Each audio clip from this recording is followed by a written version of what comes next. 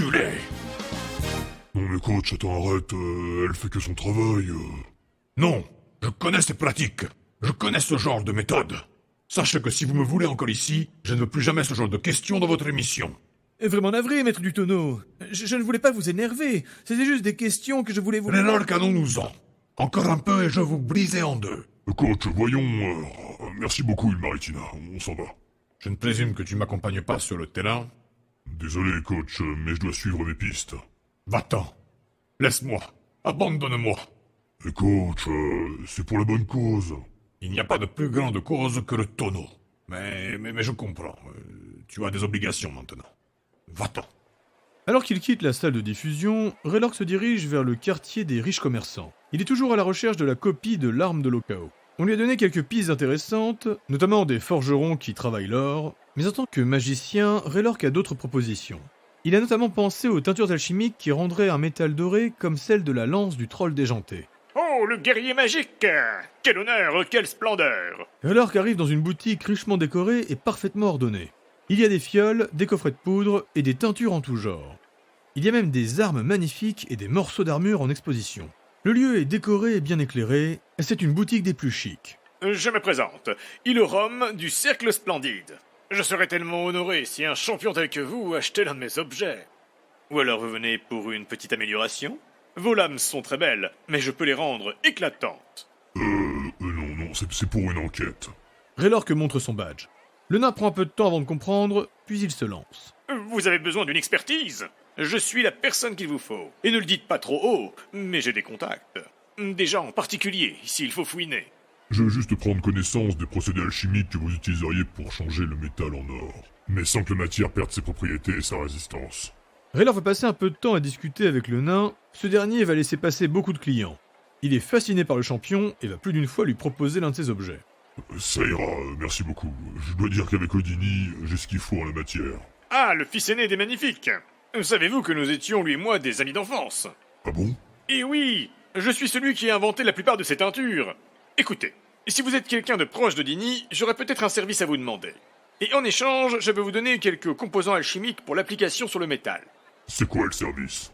Odini refuse de me redonner la composition du bleu nuit que nous avions créé ensemble. Et Kaiva, son cousin, a trop peur de lui prendre, mais je pense que vous pourriez vous en procurer sans qu'il ne vous dise rien. Le nain va sortir de derrière son comptoir une palette de couleurs.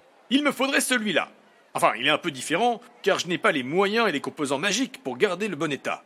Et j'ai malheureusement perdu la recette. Vous me ramenez un échantillon ou sa composition, et je vous donne tout ce que j'ai. Je vais voir ce que je peux faire. Raylord va passer encore un peu de temps avec Ilororm, et ce dernier va lui poser plein de questions tout en lui présentant ses merveilles de création. Cependant, quand il descend dans l'atelier de Dini, c'est impossible pour Raylord que de subtiliser la peinture de l'artiste sans lui demander. Alors le troll joue la carte de la sincérité. Quand Raylord se lance, Odini retouche une de ses toiles et Kaiva est en train de nettoyer le sol. Odini, on m'a demandé la composition de ton émail bleu nuit. Kaiva s'immobilise, et Odini se retourne. Pour une fois, le troll ne voit pas de sourire sur ses lèvres. Et qui t'a demandé cela? C'est un commerçant en première classe, Ne me dis pas que c'est le Splendide. Si, c'est... Ce type est un voleur, un copieur. Cette famille, ce sont des monstres. L'erreur que ne te fais pas manipuler par cet enfoiré. J'ai besoin de savoir tout ce que tu lui as dit et ce qu'il t'a demandé. Après ce semi-passage à tabac, Raylord va partir à la recherche de Didi. Il va y passer la soirée et le début de la nuit, mais il n'est pas concentré. Il n'est pas encore à l'aise avec l'idée de s'être fait manipuler. Et que ce soit l'enquête pour la lance ou la recherche du chat, aujourd'hui, il n'y arrive pas. Déçu, il passe tardivement sur le terrain de Bristono. Il y va pour se défouler un peu, mais aussi pour assister à l'entraînement des jeunes gens. Quand il les regarde jouer au tonneau, cela lui met du baume au cœur. Puis après s'être lavé, il ira se coucher de bonne heure. Soyons très clairs. Raylord Dratek est très intelligent, et il est en même temps très instinctif. Cependant, depuis toujours, il vit dans une cage dorée. Il est le fils du roi de l'île des Erkarork, et il est l'un des plus grands champions de Midgard. Autrement dit, il avait toujours une position de force dans ses relations. Et jusqu'à présent, il n'a jamais eu besoin d'interroger ou de questionner des gens comme il est en train de le faire. Et toute la journée de Source Dagger, le jeudi, il va se faire balader, rouler dans la farine, et quand il partira sur la piste de Didi, il ne trouvera rien. Et ce n'est que lorsqu'il quitte le pont supérieur pour descendre au rendez-vous des pierres étoilées que Ular va le rattraper. Et c'est le Skald qui va lui donner les informations clés. 2 pistes à suivre sur des vendeurs de minerais. D'après Ular, la pierre dorée serait l'une des meilleures façons de simuler la lance de l'Okao. Une fois au commissariat, c'est la scène de réunion avec Ilyes, Ular, puis Ross, enchaînée par l'arrivée du messager qui donne le colis au Boblon qui s'enfuit, et c'est ensuite Ilyes qui le suit. Ross, je sers à rien. Pourquoi Ilyes me donne une mission comme ça? C'est toi qui devrais faire ça. Ne t'inquiète pas, Raylork. Si Ilyes t'a donné ces missions, c'est pour une bonne raison. Et crois-moi, même pour des gens expérimentés, pister et rechercher peut être frustrant par moments. Raylork va finir ses rapports et envoyer des gardes du Léviathan sur différentes pistes, mais il pense que seule celle d'Ular en valent la peine. Il ira voir demain.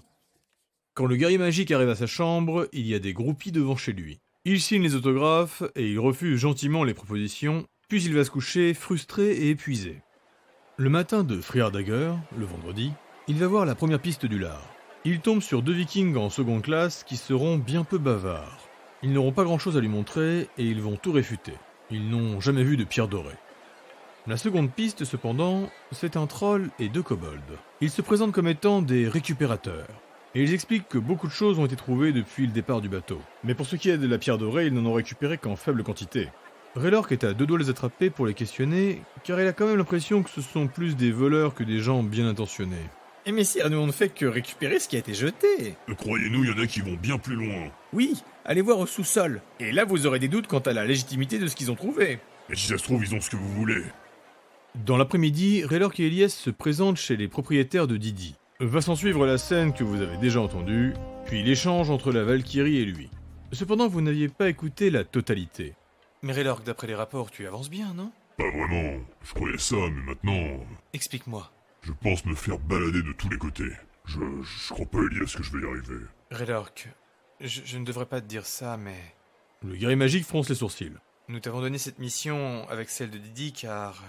Ilyes, dépêche-toi de parler, sinon ça va péter. Ular et moi pensions que tu étais trop jeune et sans expérience. Tu es berserker et Laxa. Tu es certes une étoile parmi les étoiles, Raylork, mais tu n'as jamais fait ça. Que ce soit gérer une enquête ou même gérer les gens. Et puis tu n'es pas pisteur et tu n'as pas le sang-froid de certains. Nous voulions juste que tu te fasses la main. Mais, Didi, c'est important, non? Oui, mais je m'en doutais pas avant d'avoir vu ça. Et le chaos, si on l'innocente pas, c'est... Il a déjà été excusé par les capitaines. Je voulais juste qu'on trouve qui a fait ça, mais ce n'est pas la priorité. Dans tous les cas, le chaos sera relâché. Je suis désolé. Raylork Dratek enlace Ilyes, et la Valkyrie est rassurée. J'avais peur de te voir exploser. Merci. Je suis peut-être facile à manipuler, mais je réfléchis avant de me laisser emporter. Ular m'avait dit que tu comprendrais. Continue tes missions sans pression. Cependant, il faut que tu trouves Didi maintenant. Je vais me concentrer là-dessus. Et si par hasard on trouve les salauds qui se sont joués de l'Okao, on leur fera la peau. Après avoir vu la famille de Didi, et surtout suite à l'échange qu'il vient d'avoir avec Ilyes, Raylork est soulagé, mais un peu remonté. Car maintenant il sait qu'il y a aussi les pierres étoilées qui l'ont manipulé. Il se dirige tout droit vers la salle des Elaxa. Il arrive à la poupe en seconde classe, et quand on voit le troll rentrer, on lui fait de la place. Il va tout exploser. À coups de magie et à coups d'esprit. Pour se détendre et pour se calmer. Il va partir dans une transe de destruction. Il va faire jaillir le feu, la foudre, mais il va aussi tirer des traits d'acide et envoyer des shrapnels de glace.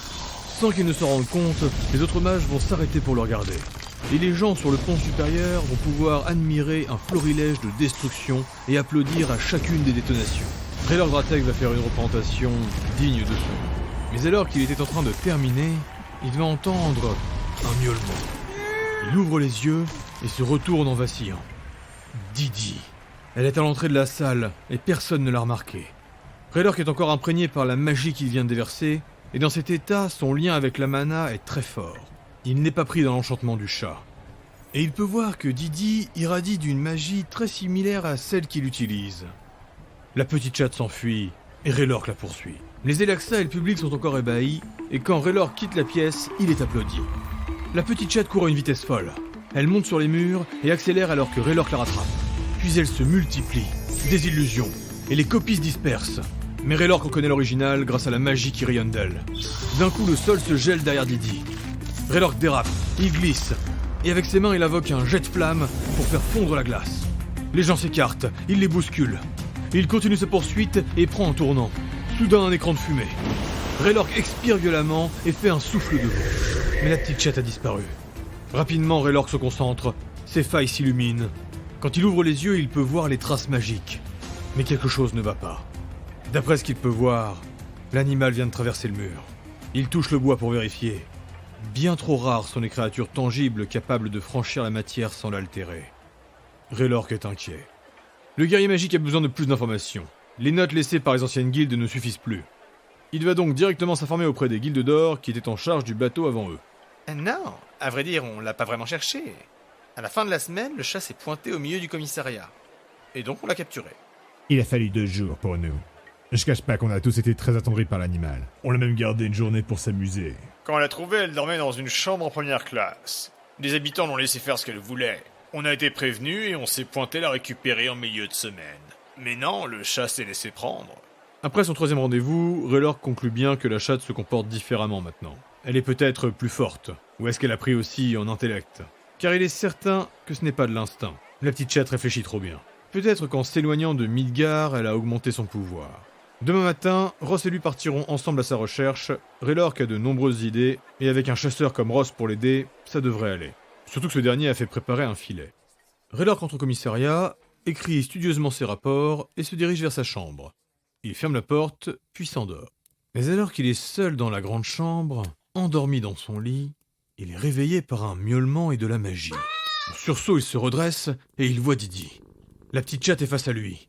Elle rayonne. C'est un rêve. Il s'étonne, car dans sa tête, une voix résonne. Bravo, mon élu. Pour le peu que j'ai vu, je ne suis pas déçu. Et je suis heureuse de te connaître assez pour te piéger. Mais qui êtes-vous? Je me doutais que ton instinct de sportif t'inciterait à me chasser. Mais je ne te pensais pas aussi intéressé. Vous êtes une change-forme? On se connaît? Je suis bien plus que ça. Réfléchis, guerrier magique. La magie qui irradie du chat est maintenant presque aveuglante. Raylork est obligé de fermer les yeux, et il se laisse toucher par les effluves de pouvoir. C'est intense, puissant, mais maîtrisé. Raylork songe un instant, puis il est bouche bée. C'est impossible. Cette magie, vous êtes Hel. Hel, la déesse des enfers. Elle est depuis un moment devenue l'une des déesses les plus puissantes du panthéon de Midgard.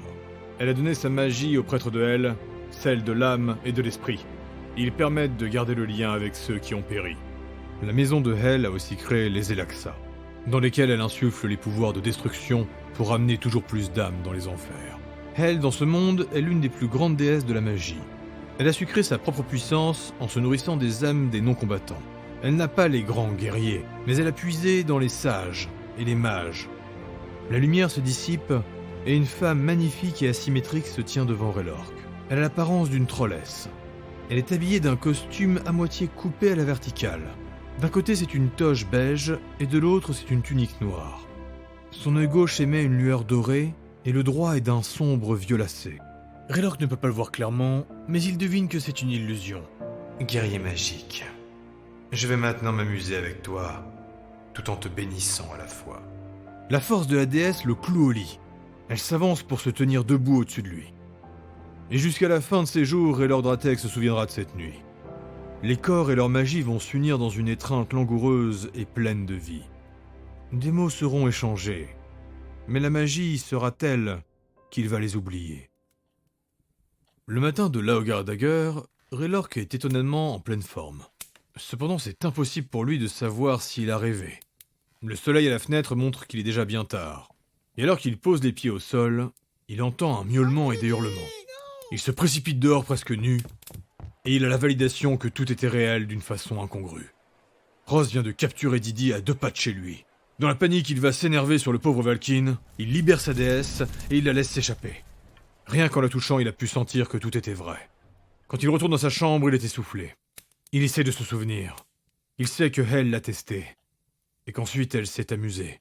Il doit en parler à quelqu'un, mais ça pourrait la mettre en danger, car ils sont bien loin de Midgard, et les dieux sont vulnérables quand ils descendent. Mais pourquoi? Pourquoi elle ici? Raylork est confus, il est perdu.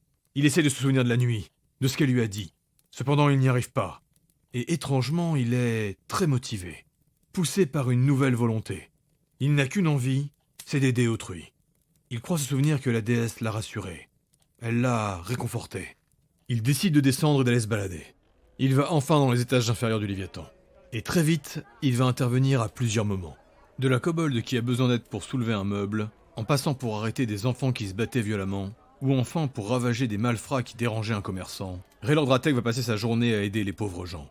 Après cette nuit presque onirique avec sa déesse, Raylord rayonne d'une énergie nouvelle, et nombreux seront les Midgardiens à se retourner sur lui. Pendant qu'il est dans les ponts inférieurs, il profite de son énergie magique pour repérer des pistes alchimiques ou runiques. Il ne remontera que pour le rendez-vous du groupe. Il manquera toujours Shinsu, et même Ross ne viendra pas. Et il y aura la fameuse discussion à propos du chat. Mais le troll tiendra sa langue quant à Didi. Enfin pour l'instant. Il a vraiment envie d'en parler à Ular, mais ce n'est pas le moment. Dès qu'il a terminé d'écrire ses rapports, il redescend aussitôt dans les sous-sols. À ces étages, il n'y a pas grand-chose de magique. Cependant, alors qu'il s'approche d'un lieu qu'on venait de lui indiquer, une lueur d'énergie rayonne. L'endroit est gardé par 2 hommes bien équipés, et derrière eux se tiennent, installés à un comptoir qui donne directement au couloir, une kobold et une viking très bien habillées pour le niveau où elles se trouvent. Je m'attendais pas à voir des objets comme ça ici. Très cher, tout ce que vous voyez, ce n'est que de la récup. On ne fait que retrouver des objets qui ont été jetés. Mais comme on a l'œil, on sait ce que ça vaut. Ouais, j'ai déjà entendu ça. Je suis à la recherche d'une arme en or. Plus précisément la pointe d'une lance, ou un simili-or. Certainement un procédé alchimique ou encore de la pierre dorée. De la pierre dorée. La kobold lui tend une pointe avec ses 2 mains. Où est-ce que vous avez trouvé ça? Dans une benne au niveau des quais. Et que savez-vous de cette pointe? Taillée pour un troll, elle est récente et elle a très peu servi. On peut aussi remarquer que le travail est grossier, et que c'est certainement une copie. La viking arrête la kobold. Si vous voulez en savoir plus, il va falloir nous payer. Raylord sourit et montre son badge de policier. Je réquisitionne la pointe. Et vous avez intérêt à parler. À ces mots, il va remarquer que les 2 gardes ont disparu. Il va ramener les 2 femmes au commissariat. Il va longuement les interroger, mais il n'en tirera rien. Il est sûrement trop doux pour faire ce genre de choses. Cependant, galvanisé par ce coup de chance, mais aussi l'énergie de la déesse, il va repartir dans les étages inférieurs. Il a sa victoire, voire ses victoires. Et il va continuer d'aider les habitants du Léviathan. Il veut être présent pour les démunis. Et il va le faire jusqu'au bout de la nuit. Il ne ressent pas la fatigue, et en plus, à ces étages, on ne peut pas voir le ciel. Il est invité à manger alors qu'on est le matin de Thunendagger, le dimanche. Une famille passionnée de Bristono insiste pour qu'il prenne le petit déjeuner avec eux. Il va accepter, puis il ira patrouiller sur le reste du navire. Et nombreux seront ceux à demander son aide, ainsi que quelques autographes. Il termine sa journée en remontant au niveau du terrain du Bristono. Le coach Kerorokerm s'installe à côté de lui alors que Raylord est assis sur un banc. C'était dur, coach. Je me rends bien compte qu'au début, on me baladait et on me manipulait. Et puis là, à la fin, j'ai... aider les gens, c'est... bien plus gratifiant. Mais il y en a beaucoup qui ont besoin d'aide. Et il y a tellement de pourris qui veulent vous manipuler. Notre monde est sombre, fils. Toi, tu vis dans la lumière, au grand jour. Je suis complètement ignorant. Je sais pas comment les autres peuvent compter sur moi. Je suis pas un aventurier comme eux. Tu es bien plus. Je crois pas, coach. Je sais me battre, certes, et je sais réfléchir. Mais je n'ai pas le bagou. Je n'ai pas l'âme assez dure. Je n'ai pas l'endurance ou le courage. Je fais que du Bristono. En temps normal, je t'aurais giflé pour avoir dit une chose pareille. Mais... fils, le tonneau, c'est ce qu'il y a de plus beau. Coach... J'insiste. Tu sais, à la mort de... Il disait toujours que ma vie était puérile. Et quand il est parti, j'ai pensé tout arrêter. Mais... regarde. Les 2 trolls lèvent la tête en direction du terrain. Des enfants sont en train de jouer, le tonneau vient d'être lancé, et les 2 équipes se précipitent pour le récupérer. Installés sur les estrades, des adultes applaudissent. Et derrière, des combattants sont en train de s'échauffer avant de pouvoir jouer. Regarde ce que le tonneau amène à ces gens. De l'action et du divertissement. Et malgré, certes, les effusions de sang, c'est toujours un bon moment. Loin de toutes nos guerres, loin des larmes et du déchirement. Ce que tu apportes au groupe est étrangement bien plus important. Tu fais battre le cœur des gens. Ne renie jamais qui tu es. Et n'oublie pas l'importance de ce que tu fais. Crois-moi, ton groupe pense toujours à toi, et tu leur apportes quelque chose qu'ils n'ont pas. Raylord Dratek! Réarir, le pisteur de l'expédition, accourt. Le Valkyne a les poils trempés par la sueur. Shinsu Denset est en danger. Il faut faire vite. Je vais vous guider. Raylord se lève et s'élance derrière lui. Cours, fils. Cours les sauver.